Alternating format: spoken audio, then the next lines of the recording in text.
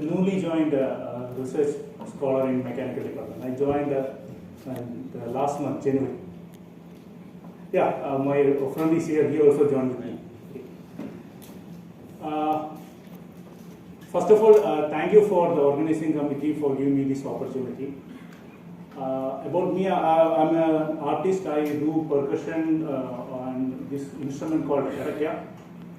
And I do Sovana Sangeetam, which is a classical art form. It's a temple art form in which we praise the deity in front of the deity itself by doing percussion on this instrument, and along with this we will sing, praising the deity. And I'm an artist on that. Here I work with Dr. Surendran. He's working in fracture and impact mechanics. So one day we discussed about our fields of work, and he saw my videos and he said we can do some work in this instrument itself. That is the mechanical secret of this instruments. So that's why I took this instrument for you to demonstrate what are the different parts of how it works and what is my work. First of all, we have it's a beautiful instrument. It's all working on acoustics. We have a hover blast shaped part here. This is a resonator made of wood, and there are two membranes here. Two membranes attached to it. Both these membranes are biomembranes. They are made of the inner intestine skin member of cow. They are purely isotropic material. And these two are attached to it using a set of strings. They are cotton strings. Now, what is the specialty of this instrument apart from other instruments? Like you can take any instruments from the Western or from the Indian culture, and all these instruments has fixed boundary condition. What do you mean by that?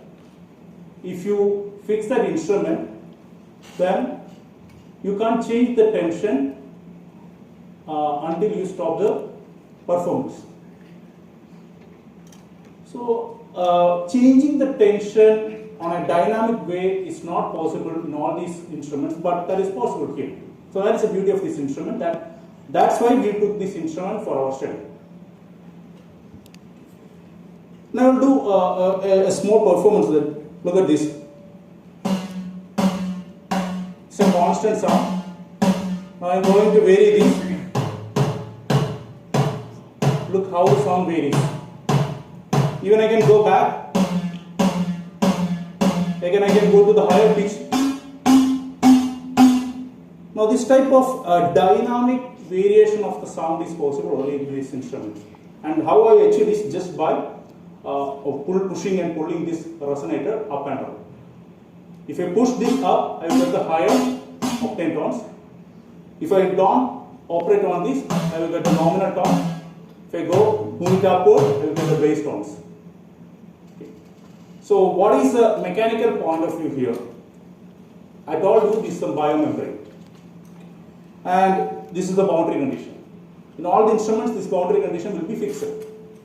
And here, by squeezing this, what I am doing is I am changing this boundary condition dynamically.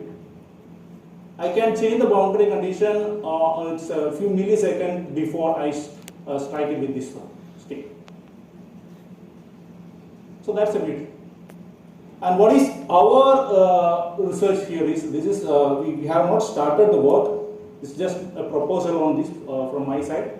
So what is our work is that if there is a crack in this material, a small crack, how this crack will propagate when we are giving this impact on this one. Plus how this variable boundary condition affect this.